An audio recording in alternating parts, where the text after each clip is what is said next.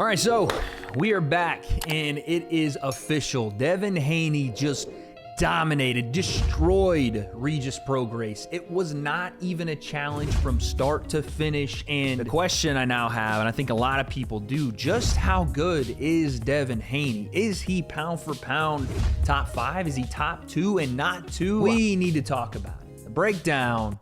Let's go. All right, so Devin Haney comes up to 140, super lightweight for the WBC championship against Regis Prograis. Again, we know that this was going to be a fight that Devin Haney was most likely going to win, but did anyone see a 120 to 107 victory coming? That means Devin Haney takes out the broom and gets the clean sweep, 12 rounds to 0, and one round being a 10-8 for Haney versus Prograis. Listen, this fight was, like I said, domination from start to finish. Haney immediately got on that world-class jab at the start of the fight. And from the moment that first bell rang, throughout the fight, it just kept building. Because the first round was relatively close. Haney, again, working his jab, a lot of feints, but he started to already see the openings in an otherwise stiff and less elusive and almost dumbly and slow Regis Prograis standing in front of him. It was shocking to see Devin Haney make the read in the first round, and then the second and beyond just go, okay, cool, it's time to go to work. And that's what he did. It was the 1-2 combination. It was the hook. It was the uppercut. It was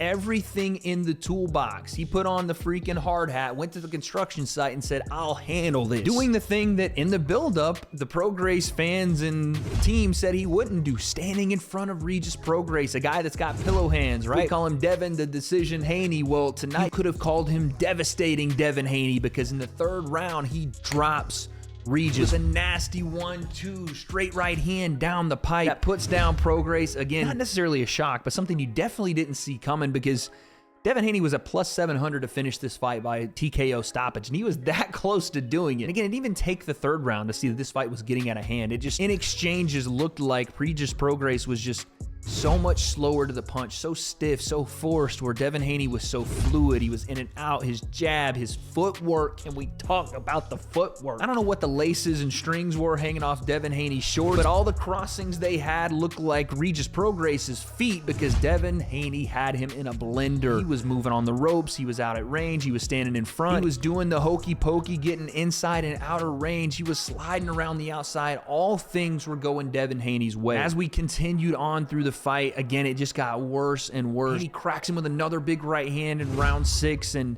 the rounds were getting to the point where referee Jack Reese was even asking the corner, hey, listen, what are we going to do here? Corner is telling Regis Prograis, hey, you better show us something, because right now we're going to pull you out of this thing. And ultimately, fair play to Regis. He was able to go the full distance, but even him, after calling Devin Haney pillow hands, after not just him, but a lot of people, all of us saying that Devin Haney didn't have the power to move from 135 to 140 and still put down the best in the world, showed a different variety than we've seen. We know that Devin Haney's a clean boxer. We know that he's one of the best, if not the best, in the world. We didn't know how that power would translate to 140, and I got to admit, if you look at him on the scale, Leo, get that picture of Devin Haney flexing, looking like he's on death's door. At 140 pounds, the question has to be asked, is he even going to go higher than that to 147, which is the domain of one Terrence Bud Crawford? But don't get me too excited, because 140 pounds might be that sweet spot for Devin Haney. He's still big for the, like, watching him fight Regis Prograis, I thought Regis was the one moving up in weight and Devin Haney was the one meeting him there. But again, with a dominant victory like this, the question is now left to be asked, what's next for Devin Haney? And on Twitter and pretty much the entirety of fight week, you had one Ryan Garcia, who just came off a win versus Oscar Duarte. He's talking about fighting Devin Haney. They have a history in the amateurs. I got to admit, yeah, I would like to see the fight. I'm not sure how well Ryan can handle some of the well-rounded boxing ability and high-level technique that Devin brings. Like I said, that amateur experience, they've sparred each other. He's familiar with it. Makes for a fun fight. But one that was called for in the broadcast, and one I'm super interested in as well, is one Tank Davis. Now, Tank's not a natural 140-pounder. He came up to fight Mario Barrios at 140. We know he can keep that power at that weight, but he's a naturally smaller guy, and boxing politics are probably not going to let that one happen. I mean, Ryan is fighting on DAZN. Devin is fighting on DAZN. That seems like a match made in heaven, but again, there's one more guy at 140 that I think matches up even better than those two. Teofimo Lopez makes the most sense in the world outside of boxing, politics, and promotions and all of that. Or Devin Haney, right? That fight should have you salivating at the mouth. It is such a good fight. It's the one that I think, because Devin now has proven, at least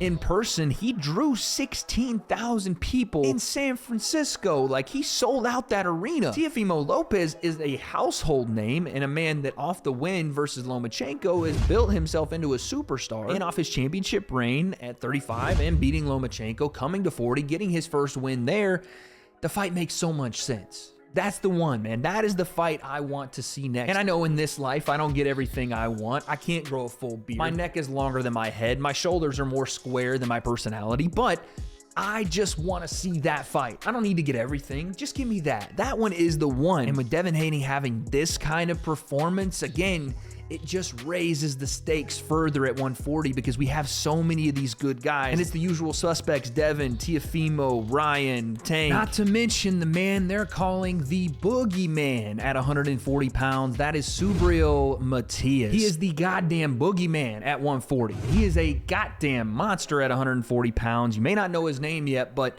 he just stopped, I think, his last 5 guys by making them quit. And I'm going to say this next part with all due respect and thoughts and prayers for the family, but he fought a man and beat him so badly that the guy unfortunately passed on. That is a dude that I don't think anybody wants a piece of, but I'm just telling you the level of talent that is involved at 140 pounds right now. And at the top of that ladder, as he showed tonight, sits Devin Haney. He absolutely outworked, outmaneuvered, out-techniqued, out-skilled, out-punched, out-boxed, and outclassed Regis Prograis. A 12-0 clean sweep. Devin Haney put on a masterclass of boxing right in front of your eyes, but you left this fight with more questions than answers because we still don't know just how good is Devin Haney. A lot of names at 140, and because his name is only getting bigger, I'm sure at some point, as we end the year in 2023 and go into 2024,